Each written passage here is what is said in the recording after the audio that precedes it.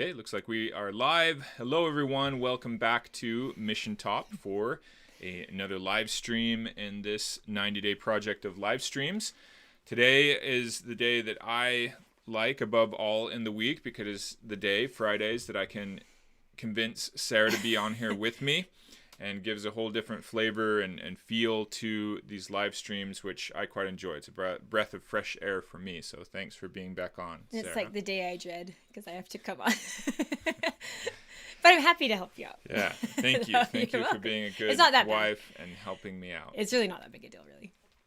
So today we are doing another episode that focuses a bit on Sara because we've done a few that have gone over our basic story, Sara's, what it was like for her to leave the city life, come here, but we hadn't hit in a complete way just the basic day in the life of Sara, basically, or kind of the modern farmstead mom. It's fascinating stuff. Yeah, well, you have to. We try not Buckle to take up, folks. Yeah, this is going to be a good one. We try not to take ourselves too seriously, but at the same time, I think it is at least helpful and somewhat interesting in as much as this is still very much a minority of people in the world that are kind of going back to the land, if you will, especially having chosen to leave the city life, going back to the land, if you will, and what does that look like? Of course, we recognize there's people that have been in rural areas just living this kind of life forever, yeah. all along, so we're not pretending it's something new and novel, but it is in a way because I think more people are doing it going back, right? Yeah. Because the general trend over the last few decades has been from the country to the city, and I think we're seeing more and more people like ourselves choosing to go back. So there's an interest in why, and then what does that look like? Because life does look a little bit different when you come back this way and you bring something with you, right? As far as to how you look at the world, how you behave and stuff. So in that sense, hopefully it's at least a little bit interesting of what the daily life looks like for It looks a lot different than before. Mm-hmm. I say a lot of things I didn't used to say, like the pigs got out and time to go take care of the goats and things like that I wouldn't have ever thought I would have said. Yeah, exactly. And we'll get into that. But we always like to start this out just giving you a summary of what's been going on at MissionTop for the last week. Any progress or problems. And so let's start with problems this week. Problems. And the major problem of the week, and then we'll get to the major progress of the week. Goat week. Yeah. We had big problems with the goats. Yeah, so it took a lot of time fixing that. I take a bit of the responsibility for this one because, ultimately I'm the one that tries to, in a sense, kind of oversee everything and try to make sure there's an overall, everything's fitting in within kind of a grander vision, I guess you could say. And, for the last several weeks, I haven't been as vigilant as I should to going out and being with the flock, especially when the boys are out there. They're with them every day with the flock and herd of our sheep and goats. But even when I was out there, just kind of glancing at the goats, they didn't look quite as robust as before, but I didn't take the time to really look at them in detail. Yeah. Whereas I think it was either Monday or Sunday or something like that, I was out there with the herd of goats and looking at them, and it was just obvious they were not looking as healthy as they used to, which is funny because we're right here in this spring flush where the grass is all rich, and our sheep. They're doing well. Yeah, they're getting Plumping fat. up. The moms kind of got thin when they were nursing at first. Their lambs at first, but everyone's plumping up, and the lambs are growing and looking really robust and things, but our goats are not looking well. And so, my instinct was the one thing that everybody says you got to watch out for with goats, and that is a copper deficiency. Yeah. So that's been our main assumption and the thing that we've addressed. And we had been going for a while without giving them a robust amount of copper because we have this problem with running sheep and goats together, which is that sheep, if they have too much copper, it's a poison for them, whereas goats need a lot of copper. And so we had free choice just copper out there so that sheep would know not to eat too much of it and goats could get all they want. But we ran out of that free choice copper. We ran out of that a while ago because they liked it so much. And it was the goats did. And we were telling ourselves we were going to get some solution out there, but I think it's taken us longer than it should have. We thought, things will be all right. Something like a month or something, or a month and a half. They can live without Well, then we were calling around places, but it's not that easy to just find pure sources of copper for your goats.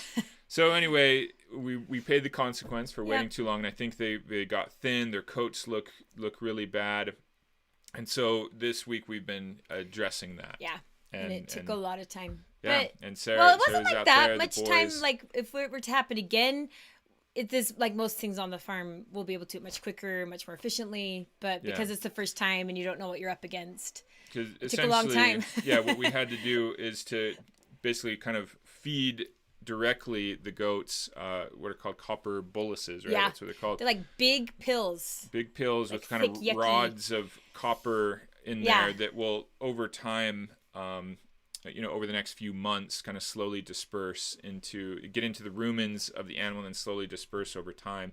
And we separated them from the sheep. Which took a ton of time too. So now that they run in and a I wasn't separate involved paddock, in that at all. Thomas and Robbie did that by themselves, right? Yeah, and we're giving them a specific goat mineral to see if we can, revive them. And even in the last few days, they look better. Yeah, even if it's just in our subconscious or something, they look better. Up, we think. Yeah. So we'll keep you up on that one. But yeah, so that was the major kind of problem of the week that hopefully we're addressing right. Yeah. And what's the major? The other thing was we were still working out because we moved them out to the pasture. We had to work out water sources for them. Yeah. So I ran to not the grocery store. I ran to like the farm supplies store 3 times this week, like big trips. So it was for the goats and then the hoses and then all the other little things that we need around here. Yeah, I mean, in a lot of ways, what we're learning with the farmsteading and ranching and stuff is that it's basically just what you'd think, the basics. You have animals and they need food, shelter, and water, right? But the actual implementation of that food and water and shelter can get quite complicated. Tricky, especially when you're trying to move them around rotationally like we are. So that's where water especially has been a tricky thing. Because it seems easy, but it's so heavy to haul it out. Yep. It takes a lot of time. Yep. So. And it's hard to just have water sources everywhere that you want them to be and things like that. So there's that. But what's the major, let's say, advancement or accomplishment of the week? Is this a quiz? Did we talk about the Sari? Thomas. Oh, yes. Yeah, we did talk about the Sari. Yes, and it was big. It was huge. I was still thinking too much on the animals. Thomas has gotten his bread business officially up and going, and it's been very exciting because there's a lot of things we talk about here that we're going to do or that we want to do, and this is the first thing that's actually happened. Yeah, there is a client, a good client, a restaurant, so he's making his sourdough bread, which is as good as any bakery around or really better that I've ever even been to. I mean, I'm sure there's the world-class bakeries out there that probably still, he is our son, him. But I mean, really he beats out any normal bakery. For sure. He's got a very viable product and can do several different kinds of bread. So anyway, he got himself a client with a restaurant around here where he's on a regular basis making them bread, and he's going to be putting it out into the farmer's market or trying to get another kind of subscription business model going with people. So there's actual clients, there's money being made. It's like the first viable enterprise of MissionTop. And it's been like the excitement has been beyond Thomas. Like the little kids have even been so excited, like just because, like I said, it's just something's actually really happening. We moved here with so many ideas and hopes and dreams, and this one's the first one to really get out there. So yeah, and he's actually baking bread right now, and it's kind of torture because it's all going away. We don't get any of it, and it smells nice, but that's part of the trade-off here. That he's successful, but we don't get it anymore. Well, not today, not this moment. He still makes it for us, but anyway. So it's good to see kind of things come to fruition, or the beginnings of things starting to actually work in the ways that we had hoped. Which we do hope to turn have several viable enterprises going. Maybe not or never as kind of our primary source of income in our lives, but at least things that are profitable and contribute. And working out in a lot of ways. So that's great. But let's get into the main thrust of what we wanted to address today, and that is, we're going to go take you through the life of a typical day, which we'll go through yesterday for Sara, for a farmstead mom of 8, and kind of see the many roles that emerge. Of course, every person in the world has many roles. Every mom has many roles, but I think there's only an enhancement of the number of roles when you're on a farmstead, and that will kind of come out as you see the daily activities that. And there's been a great, like, more a humbling feeling moving here, because you realize how little you really know.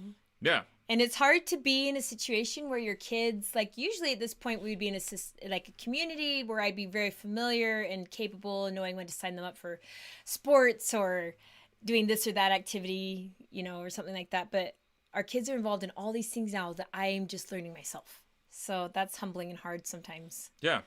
But the cool thing about it is that, you show your kids this process I'm hoping that will pay off. This process of learning and the process of growing and doing something together. I mean, that's our greatest hope with MissionTop, is that because we're in so many ways developing with our kids at the same time, that this becomes something that really forms our togetherness, our identity, and how we're one thing as a family. We made this living, breathing entity of MissionTop. I mean, even Owen told me, this is not precisely, but Owen told me yesterday, he came in from feeding the dogs, and it was the day before, and he's like, Mom, I don't think I could ever leave here because you guys need me too much to feed the dogs and to help out. And it was a cute comment. I was like, no, don't worry. Like, it's not like you're going to be stuck here. And he wasn't even meaning it like he was going to be stuck. But, we've been hoping to have the kids feel valued and important. But they're definitely helping us build up MissionTop. This is not Gary and I's thing. This is a family thing for sure. Yeah. So much that sometimes, like before, I was running so much of the show with the kids. And they kind of have their things, but they weren't like with the family, that I was running the main family show. This has been totally different to have it be so much of the kids involved with so many of the things that, I don't know. We're not just sending them off into the world and kind of receiving them back for meals and to go to sleep at the end of the day. It's more like it's we're all doing part everything. of it together. Okay, so starting in the morning, let's and even pre-morning, because I think a lot of times your days begin in the middle of the night. Take us Lately, through. our baby has been waking up and coming upstairs like at 5 or 6 in the morning, and just like, it's so hard because it's that moment where you're like, oh, I don't want her to just come up every morning, but she comes up, and so we just kind of fall back asleep. It's nice. So that's usually how my day starts with Kirsten kind of doing a wake-up call. Yeah. So. And that, I'll throw in the role there. We don't have to talk about it too much, but sleep specialist is definitely a role that Sara has had to take on over the years. And it's a definite, skill. There are people out there that make their whole careers as sleep specialists. And with that, like, we chose to have it that way. Some people do it more where it's like a partner tag thing, but I usually do take that on. Mm-hmm. I help with the kids in the night unless there's something overwhelming going on. And yeah, that's unique to just our relationship. Yeah. Because some dads are the ones that play the night shift. People make and it work like in different ways. Okay, so take us from there then. Okay, so it's a really good morning if I can, from that point, wake up with my alarm that I try to do. Time? Right now, my alarm's set to 7. Okay. And then if I can start with just that minute to pray, my day is so much better. Just to calm, get myself together, have that in. If not, I'm always thinking, I still got to go say my prayers. Anyway, so that's just something. And then it's usually immediately getting up and getting down for breakfast.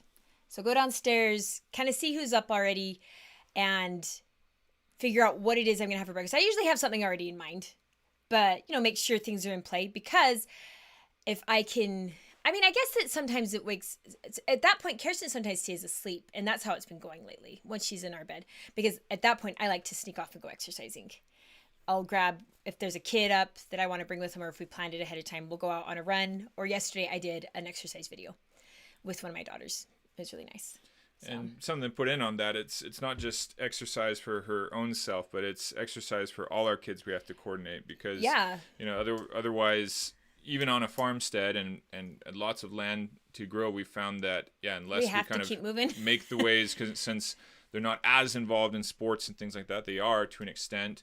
But otherwise, people have to keep on moving, keep in good shape. It's so unfortunate that in our world, even on a place like a farmstead where you'd think that just kind of takes care of itself, it doesn't. And I think some of our neighbors think we're a little crazy. They're like, "Why are you running? You're working on a farm." Yeah, they see us running around all the time, but.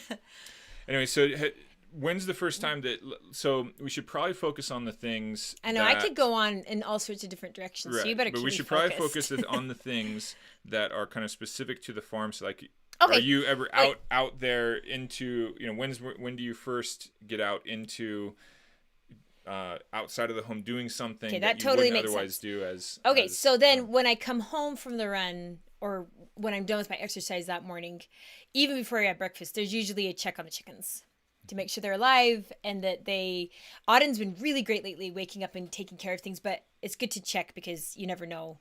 That's part of kind of being more of an adult on the farm, making sure that things actually have happened. So Yeah. that's the first thing that happens there. So everyone has things that they're watching over on the Mm-hmm. farmstead, including Sarah and myself, and so she is with Robbie, I With guess Robbie. our chicken specialist. That's right. So That sounds so nice. so Um, tell us something, maybe the number one thing you've come to learn or appreciate about the chickens. about the chickens that if you just give them enough space and food and water, they take care of themselves. And by the way, how many do we have at this point? Oh, we have 100. Well, baby chicks in our garage, we have 175.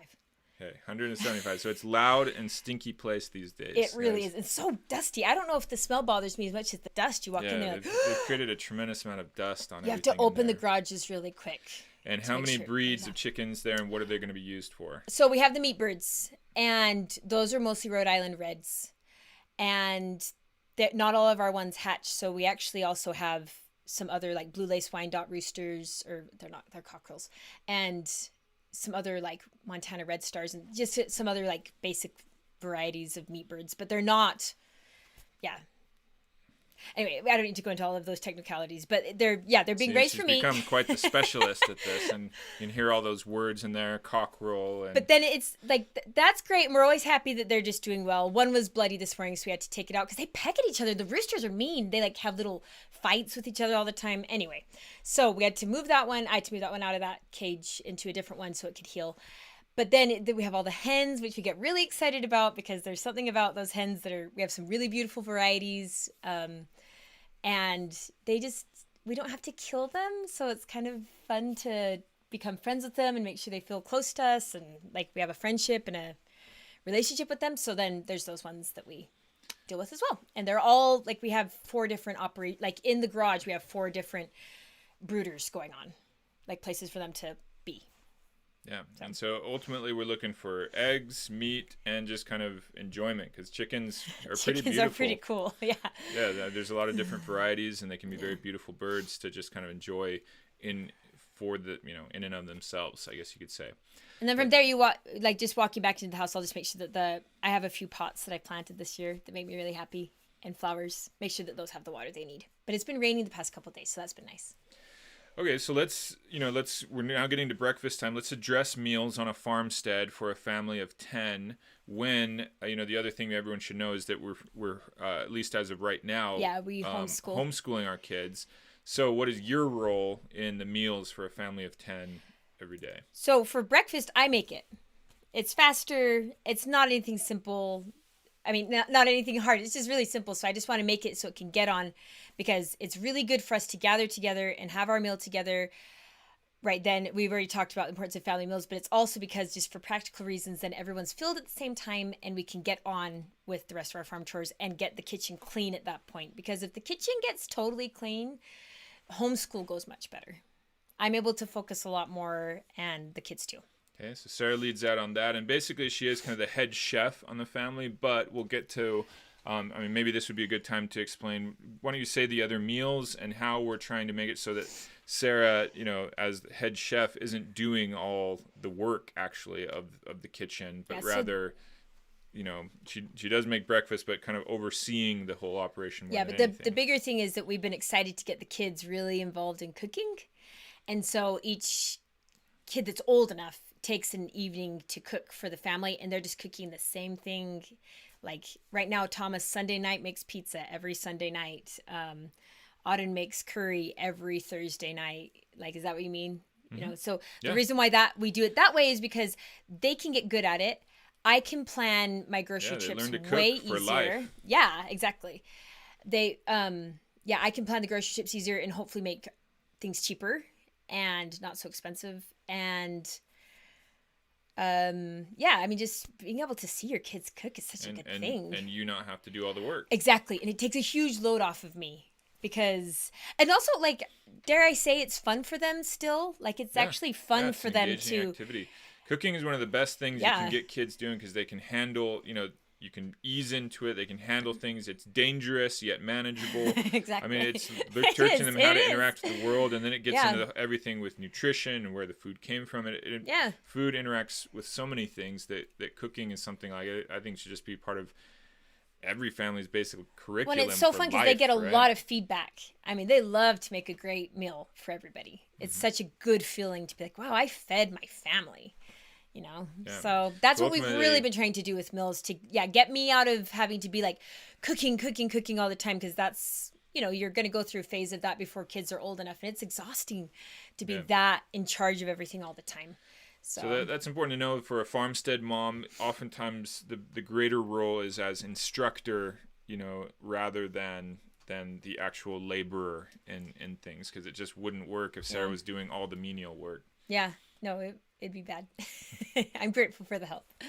So Okay, so let's come back now. So breakfast has been had. You've made that. What happens from there? there we try to jump on homeschool, and especially if I can catch the younger kids right then and help them with their schooling, that is the best time to get it done. And especially, like, there's something about sitting down with them and knowing that they have my undivided attention that helps them just learn so much better. And we kind of have our systems going, so we try to get through, our general schedule with homeschool. And then the older kids at that point are usually out changing paddocks with the livestock.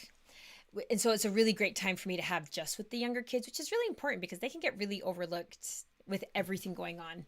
Mm-hmm. And it's always a sad day when I kind of get pulled away at that time because there's something that's gone wrong and somebody needs help outside. Because when they don't get that So here's moment, another important thing to interject. So here's the role. She is a teacher and teacher, reading specialist, etc. That's a role of a farmstead mom, especially if you're doing homeschooling. But then you have to be ready at any time that there may be some minor emergency that encroaches in on your teaching and on homeschool. And then what? I know, but so then tell us yesterday what happened. well, so yesterday it was a really fortunate day because I had an hour and a half of uninterrupted time with the younger kids, and we were able to get all of the homeschool done and out of there. All of the important stuff. We still have some group things that we did later in the day, but like if they can kind of get through some of that stuff that mentally feels hard, their day goes much better too. So, but then in consistent with Goat Week, I had to go out and help Thomas and Robbie administer these copper boluses into the goats. I had to help them Which would you even put just it down the goats' necks. even just catching them is hard. Yeah. So yeah, it was rainy and muddy, and I was really bugged. This is gonna sound so vain, but I had done my hair really well the day before, and I was like, oh good, I won't have to do it again today. But it was raining, so that was out of the.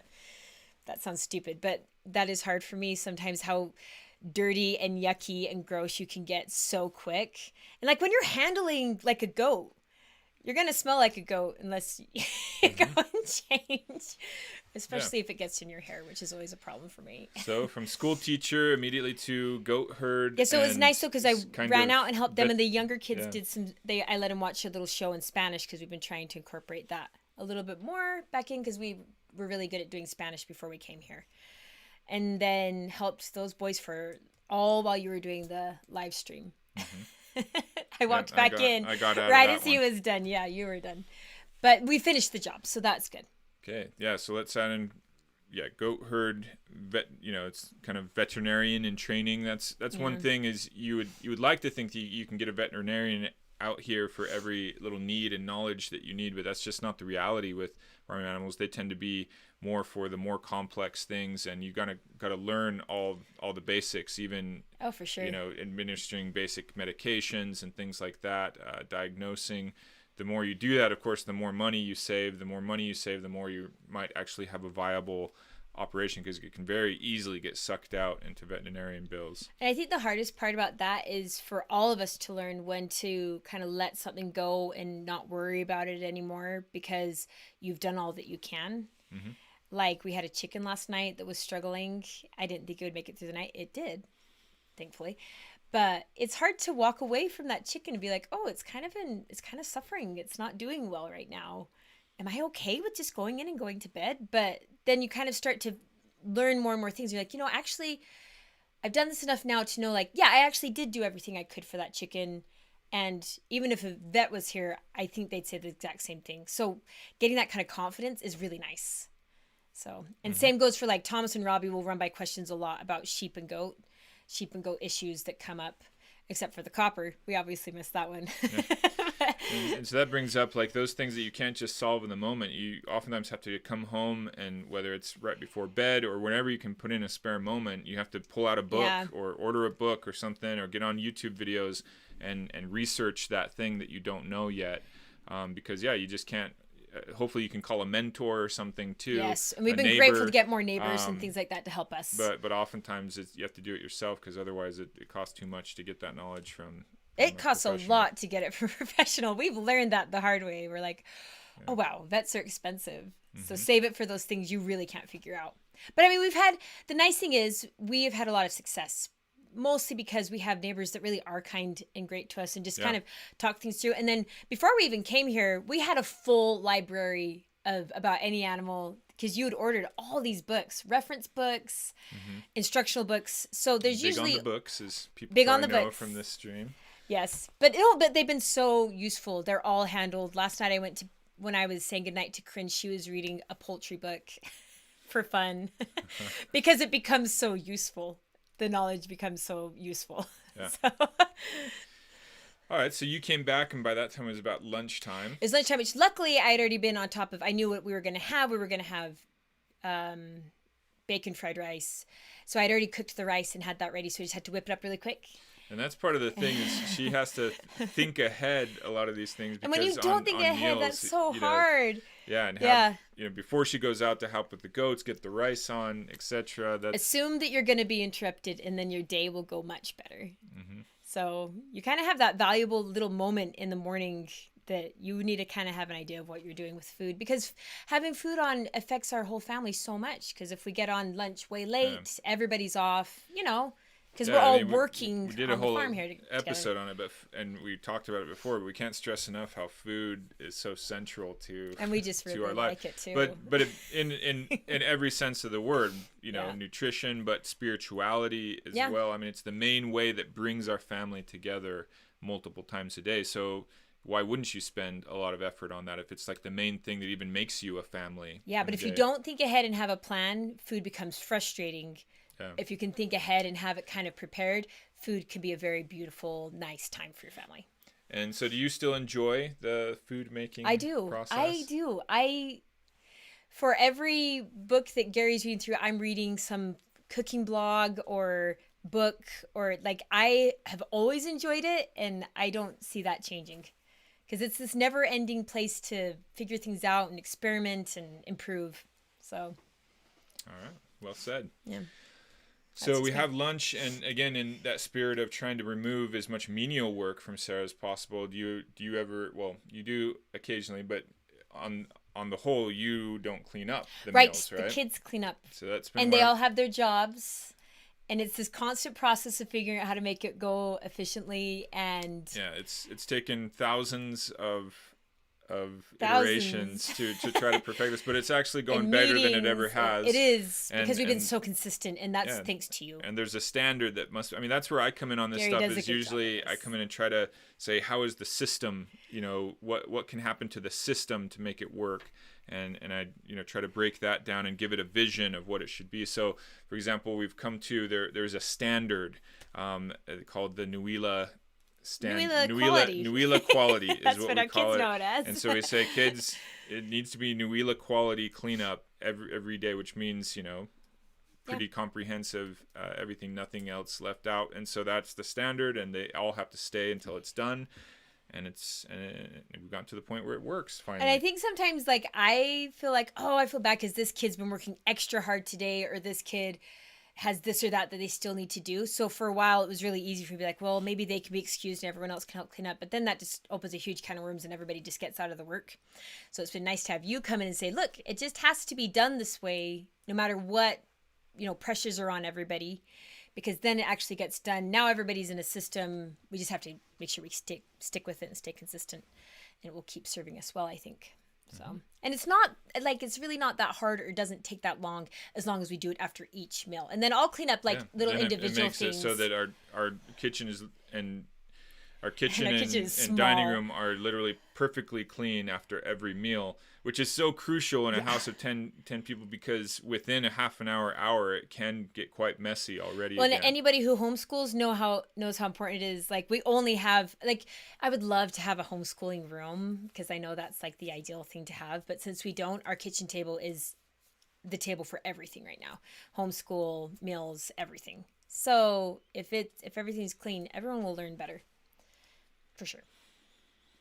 Okay, so lunch is done, things cleaned up. What do you do now? I love to nap at this point if I can. Yeah, Sarah is that's one of her roles. She is an expert napper. I am. And has probably pulled off more napping than most adult individuals through the course of her life. Not always. It's always a struggle again, but she's found a way to actually get those naps in. Very good. I think she does have some Spanish blood or Latino blood, right. That with the siesta comes naturally. But as you can see, all the things that are happening in her life, I think it's actually been one of the things that's made our way of life possible. Yeah. And that's a time that I really cherish, but I don't always get. But I at least have my days set out that it should happen. Yesterday, I didn't get one because it took so long with the goats. And at that point, some of the middle kids needed me for some things. I'm pretty sure it was homeschool things. I can't remember specifically what. So it kind of didn't happen yesterday, but it was kind of a nice hour, even helping them, of people not expecting a lot from me, because they know that's usually a time that I'm not available. So that's nice. Yeah, we have to try to make this kind of we've talked a lot about sacred space and sacred time.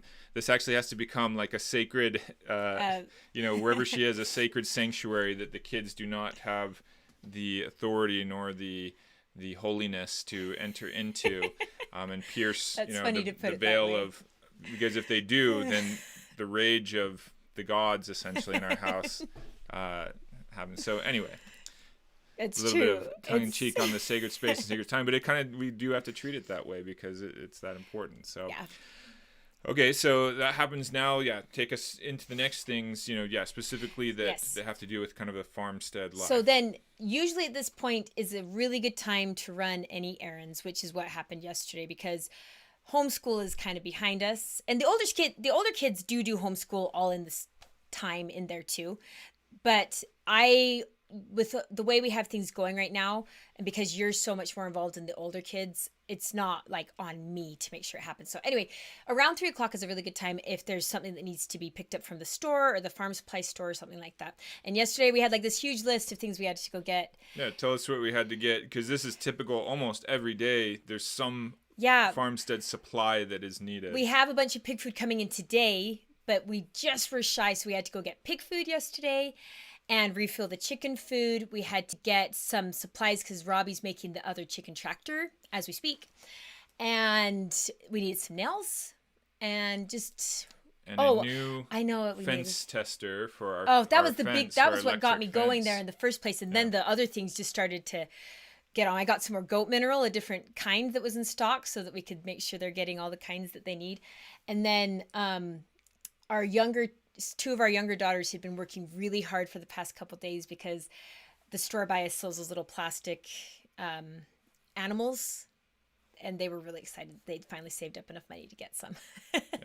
So that was important. The place we go typically is called the Cenex. Yeah. It's a gas station, but it's a feed operation. Most rural places have some sort of feed store like this. I think it has a different name. So it's funny how it has become part of daily life, whether it's to get an extra bale of people alfalfa know that us we there need, now, or get some bags of pig or swine feed or whatever. It's funny how that becomes you're now, that's one of your roles is supply master. And obviously you have the money, and role I took on hesitantly just because it's overwhelming, like we've said before, to kind of walk into a feed store and know what you even want, ask for all of the help that you need, because I always need it. I mean, even yesterday we were just trying to sort out the goat mineral, and it takes a while to kind of communicate things, and you're kind of working with people that don't know you or your situation all the way. It's been nice though, because I've made more friends there. So. All right. And we have the biggest car that we drive through there. We're pretty noticeable. We're noticeable. The big kind of bus van. Yep. Okay, so Aaron's done. Aaron's done, and then it's get home so we can get dinner on. Because even though dinner is somebody else's job, I need to be kind of there and available. But luckily, again, she's the culinary instructor. Yeah. Has to basically be there, even though we're trying to have her not do all the cooking. Yeah, and yesterday you brought Autumn out on a date, and you got home just a little bit later where Autumn was in charge of dinner. So I just started chopping up vegetables so that she'd be able to get her dinner on time. Because we've been finding that having dinners earlier helps the kids have a little bit more downtime after dinner, which has been important, just not to feel so rushed with everything. So yeah, Autumn was making dinner, and that was really nice that she got it done. And then we had dinner, and then after dinner, we wanted, we kind of had this more open evening where everyone's farm chores. One big thing I do is remind people, okay, now's a good time to go out and get your evening farm chores done. That's usually right when we get home from whatever errand we need to. We don't go out every day. Yeah, pretty much with everybody's responsibilities, which are sheep and goats and pigs and chickens. Dogs has become a huge dogs thing. Is a huge thing. Yeah. There are usually some morning responsibilities and then some post-dinner responsibilities. Well, we try to get them done pre-dinner. Yeah, pre or post-dinner. So, most animals have to be fed, or not most, but a lot of them have to be fed a couple times a day. Or at least checked on. Things done, things like water that. checked on, things like that. So it's really good if you can remind everyone beforehand, because we talked about this in our family meals before, but I just love it when we can sit down to dinner and not have any interruptions. Even if it's just for 10 minutes, but the dogs have been fed and they're taken care of, just so that we can have that time together. Yeah. By the way, I think a lot of you know, but the reason the dogs become so big is because we have 2 livestock guardian dogs now that live full time with the sheep and the goats. And so feeding them isn't, we have 2 huskies in our house, but then we have 2 dogs out in the paddock. They're part of the actual farmstead operation now. And so, they need to be well taken care of because they're doing a great job. Actually, they're these about 5-month puppies, but they're going to be huge dogs and they're already big. They're so lovable to us. We just love every time they just come out there and just want to love you and for you to scratch their bellies and just have the kind of those kind of sad dog eyes. They're like, I love you, but I'm kind of sad at the same time, kind of dog eyes. And then the minute though they see some sort of animal or something like that outside the paddock, then they go into into guard mode and row, row, row, row. And they're young and stuff, but so far they're on a good track record. They're doing their job. Yeah, but they're puppies, so they have to be fed 3 times a day. Yeah. So and right now the paddock is far away from the house. Yeah. So it's kind of a big deal, and it falls. That's where it becomes a big deal. Takes time, and that's where Owen. That falls on Owen, bless his heart. But then he's 8 or 9. 9. He's turned 9. Yep. But then he lately the dogs have had one of the dogs has had some food dominance issues, so someone's needed to go with Owen. So he needs to convince someone to go with him because we need to make sure that one of them's on a leash so he doesn't take the other guy's food. These are the little things that come up that you're like... These are the mundane things maybe it'll bore you, but we just put this out because this is what the day is like here. If you want to really know what my day is like, it's filled with those moments of perplexing things like, why don't they just eat their own food and just be happy? And see, so often when I'm trying to do these, a lot of the day, I'm trying to do these videos and also, do these live streams, things like that. So I am involved in things. Oh, for sure. Especially on, again, that more level of making sure systems work and trying to make sure we're advancing towards where we're headed and whatnot.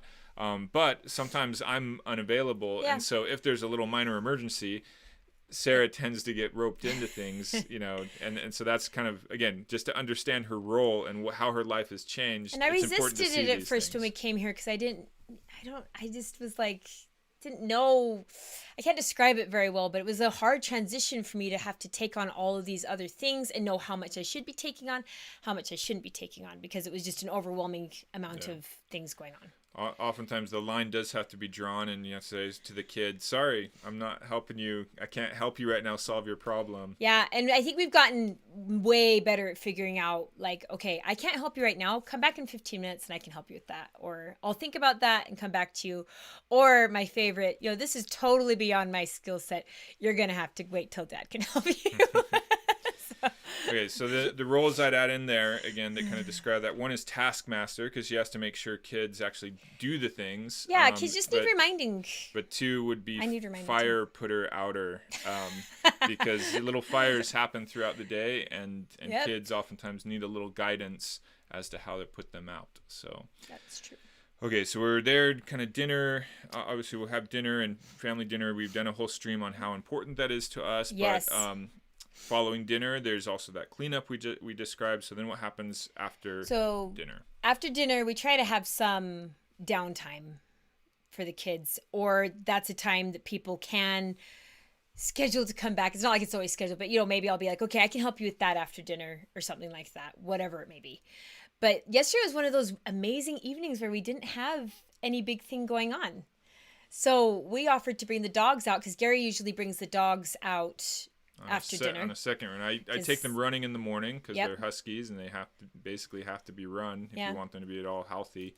And then they basically need another walk in the day, 30 minutes to an hour after dinner. So but they served us well again yesterday, because we wanted you to be able to have some extra time to work, especially on your video essay you're working on. Mm-hmm. And so we, like, a lot of times in the morning, if I do go exercising with the little kids, they have to be in the stroller and don't have as much freedom. But this was a nice time to bring, we all went on a walk except for the oldest two kids, and brought the dogs, and some kids had bikes, and the little kids loved being able to just explore and pick every little flower or rock up that they thought was interesting. And it was just one of those beautiful evenings that doesn't always happen. Yeah, right now is a great time to do it on the farmstead. You have a lot of spring flowers out. The grass is all in, so it's super It had been green. raining all day, but it wasn't raining then, so it was lush and lovely.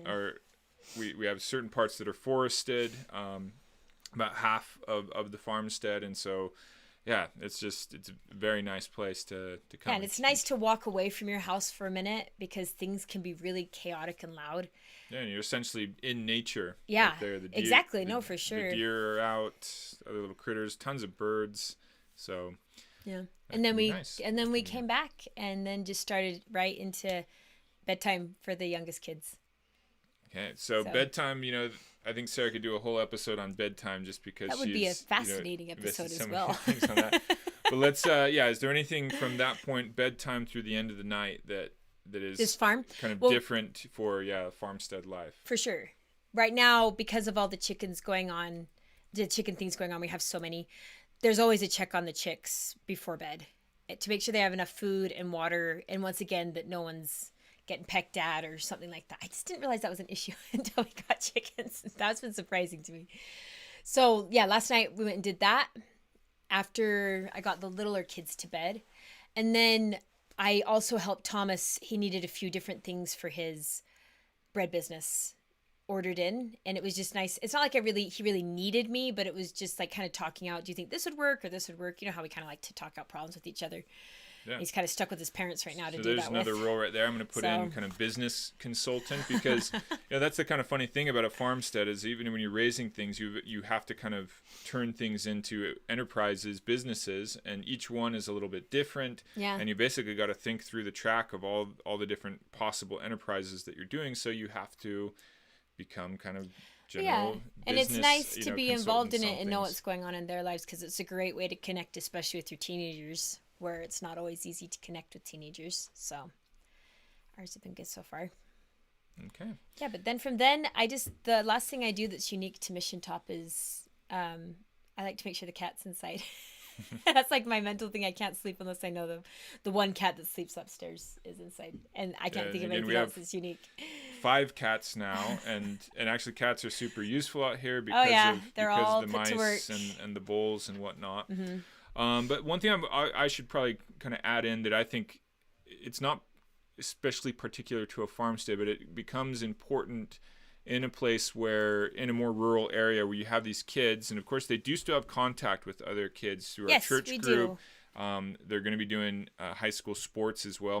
Montana just passed a law that we're very happy about, where homeschool kids can participate in regular public school sports activities. So that will be great. When they were going to school earlier this year, they were in cross country. So they do have that, but you don't get as much it's harder to be with friends out here. And friends might be, half an hour away or 15 minutes away just to do things with them. So it happens less. Yeah. So you'll get kids that basically need to talk things out. And so basically Sara becomes, both therapist and listener, and at that time of the night. And so it does play into kind of the farmstead life. It does. So many people have but it was started, there before even. Yeah, it was there before for We're just sure. dealing with a new set of issues But it's just here. become even more important. And so many people are going to therapy today, right? And seeing the value of a therapist and things like that. That's never quite been my approach. But when you look at it, when you look at the essence of what therapy is it's going and having somebody deeply listen to you. Yeah, like right? a listening ear. So that you can talk things out in your life. And that's the main, that's the main benefit. They'll of course try to guide a little bit your thought and bring out things from you. Mm-hmm. And so I'd say Sara is a very good therapist, especially for our kids, because she's a good listener, and that makes the person feel like, oh, finally somebody is really listening to me, but then maybe asking some of those basic questions that can help somebody reach a little bit better understanding. But it's also like, it's a really great way as a mom to just kind of know what's going on with your kids. Or especially on a farm, there are so many things going on each day that pull everyone in different directions. Sometimes you miss a kid was feeling this way or that way. And so right before bed, it is really nice to have a chance to connect with each one of them on an individual level. Mm-hmm. So, and some nights it's better than other nights, of course, but I always look forward to it. Sometimes it's hard when you're just exhausted and ready to be done, but it's always worth it. Yeah, and it has its effects on everything, from their quality of life to the quality of life of the farmstead in general, because all those things kind of, for good or ill, spread themselves out into the rest of the farmstead. All right, well that kind of gets us through the day. Yeah. I'm looking at my list of roles that I had from this. I think we brought most of them out, but I'm going to throw a few more out there that I've seen Sara embody in this role that maybe weren't seen all in one day that we covered as of yesterday. So there would be the florist and gardener.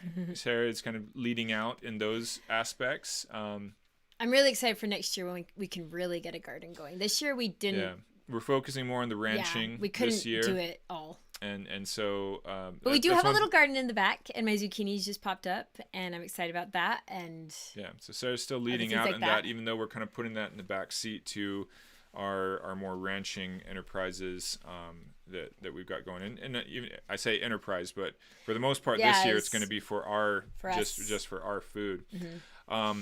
And I should say, I think I said last week that I was going to, right after the stream, go and harvest or slaughter a lamb for the first time, and it didn't happen last week. Things just I got to quit saying I'm doing anything, because so often I say, I think you do it to get some accountability, but then then life happens and I don't. But today, like literally after we hang up here, the knife is sharpened, the tools are acquired. It will, that's what's I didn't even know next, that was what's happening next. We're going out and we're gonna have to slaughter our first lamb. So okay, that that's huge. That is huge. Maybe we'll get some footage and put some up of the process. Yeah. But hopefully it goes well, and hopefully at the end of the day it turns into food that is good and useful in this context of everything else we've been talking about. Because if it doesn't, then we have a lot of food out there that we wouldn't know what to do. And we've already talked about this, but as soon as we start growing and having more of our own things, that will greatly change the way my day goes too, as far as food preparation and stuff like that, because it'll be different.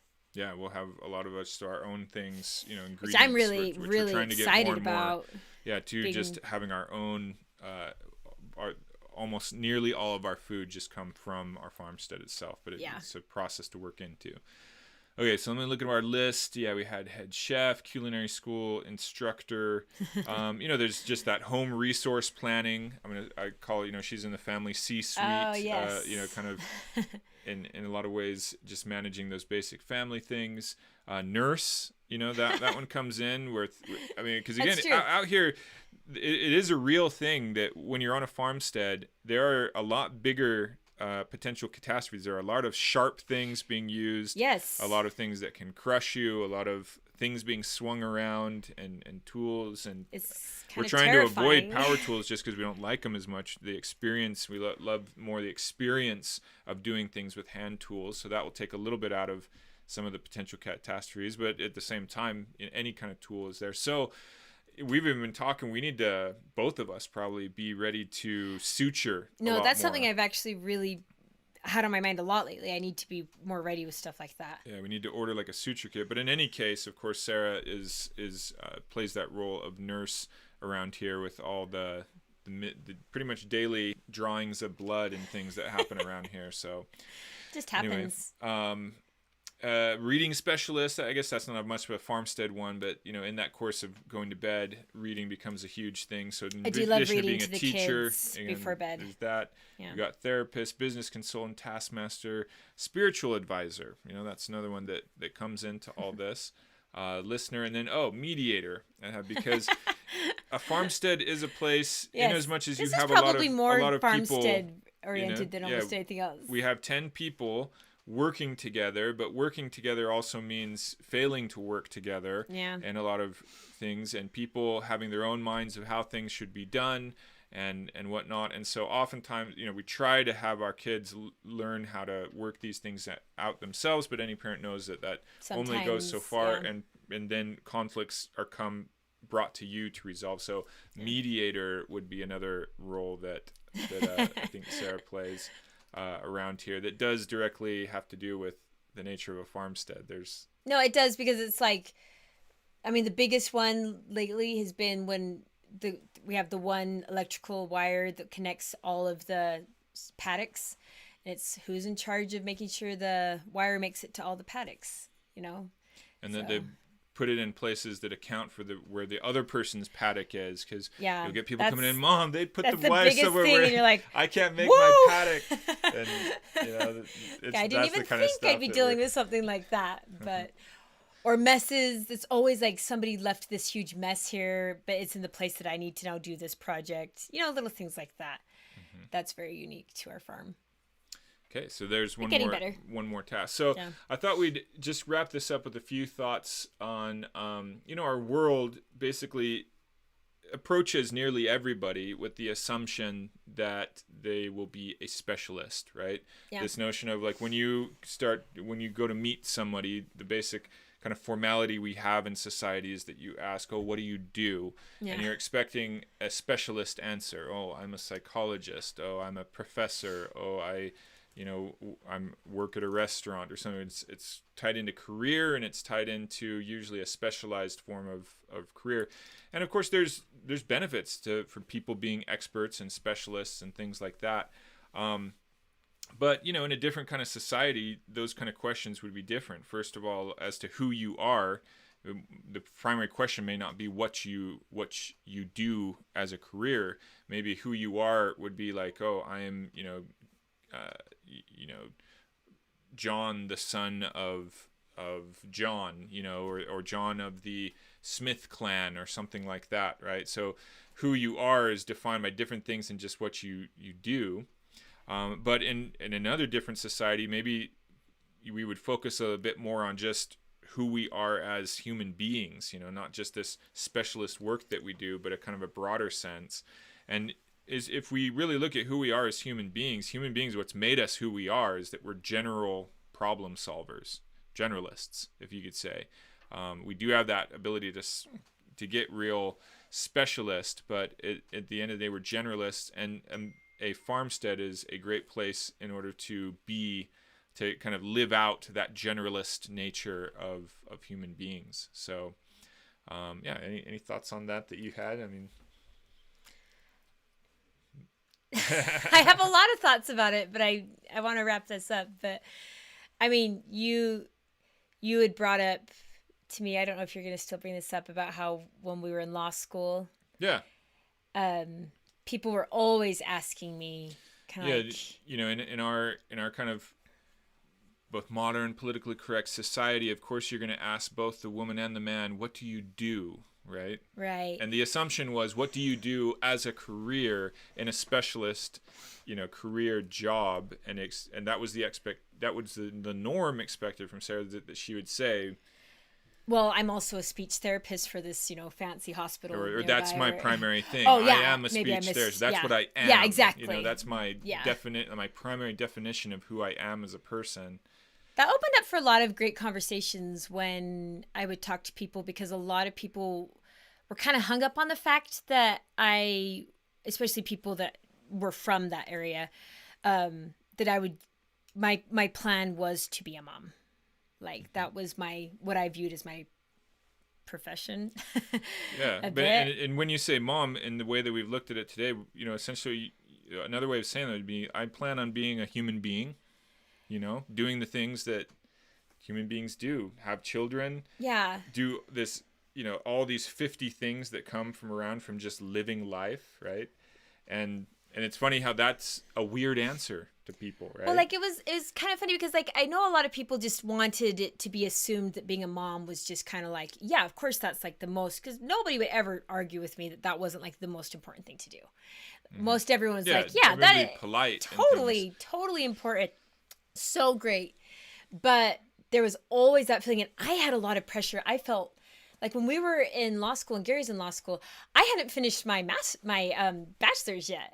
So I was feeling kind of like, sometimes you'd feel kind of stupid, like, I'm not doing enough. I don't have enough in this world. You get caught up in that feeling of, I'm not enough just being a mom. Does that make sense? Mm-hmm.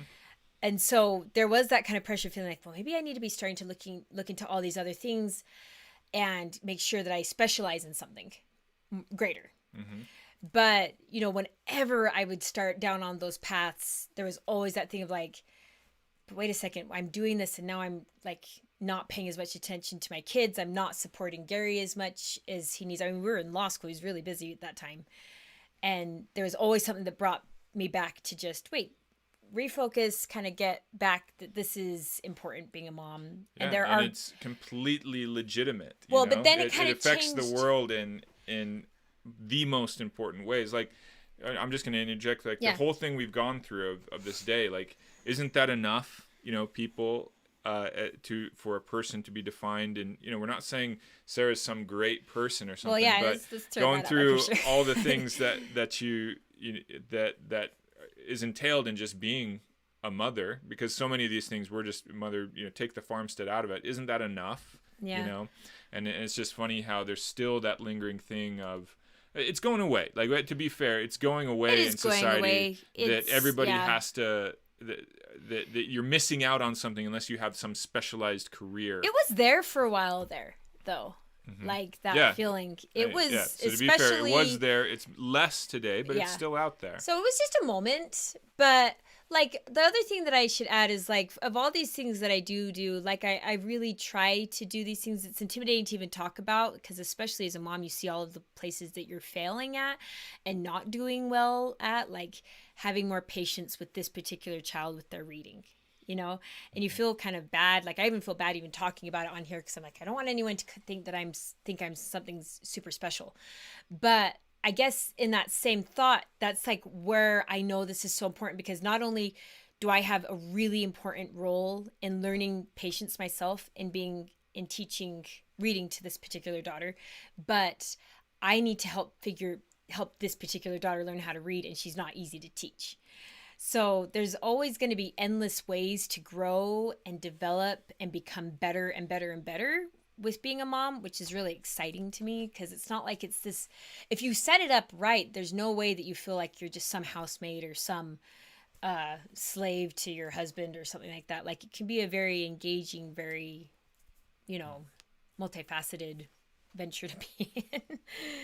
So I guess, what I would say to sum up is, it's perfectly fine to be a specialist and have a career. I mean, and in many ways, humanity benefits from that. But it's also completely fine and legitimate and also beneficial to have generalist people who, the fundamental thing that they're doing is being human, doing the basic human activities, seeking to do them hopefully well, But just those basic human activities perpetuate the goodness of life, right? Yeah. And it's in what I've found is, as you know, this channel is about philosophia, a love of wisdom, a desire to cultivate wisdom.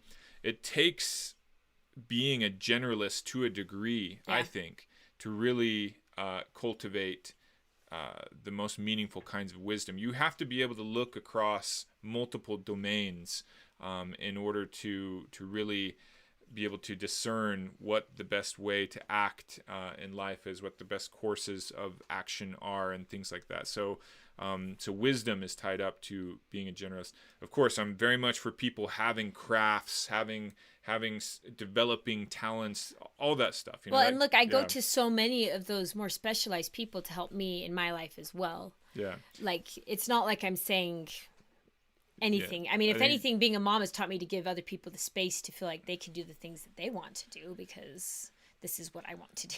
Yeah, I guess we're just trying to legitimize and play up the benefits of just being a generalist in life. Absolutely. And that so much of life satisfaction is tied up with the generalist activities, going over multiple domains in life, and not just specialized activities, which usually have to do with just making money. For the bulk of people, their specialized activities are just focused on making money. They don't even like their specialist activity, to a great degree. That's true.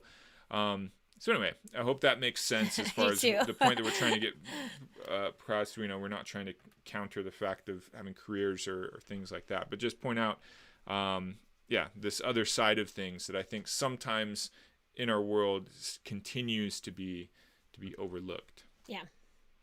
Okay, well, that's all we have for today. We finished at a good time. Yeah, that's good. And we, today, wasn't a day I think so much for that just arises questions and things like that in discussion. So there wasn't as much activity today on the feed, but we always welcome any of your comments on this, ideas. There. I love Rebecca too. And any other ideas you have for things you'd want us to address in the future. Again, this kind of 90-day live stream project is coming to its end phase. I think I'm only going to do it for 2 more weeks because I kind of dropped a week last week. Yeah. And so it's kind of your last chance. If you do want us to address something in the future, I may do a live stream like once a week or something like that. But we're not going to do this every day thing. So let me know if there's things that in the coming weeks you would like, that Sara might be on here twice more regularly. Well, and Gary wanted to talk about homeschooling today, because that's something that I guess had been mentioned before, but I'm apprehensive to do it because I just feel like I haven't. Yeah, so drop a comment if you do want to learn more about homeschooling. I don't know. I just feel like I'm so bad at it still. So, I don't know. Okay. But thank you for being here. Yeah. And we are going to sign off for today. So this is Gary and Sara from MissionTop signing off, and we'll hope to see you back next time.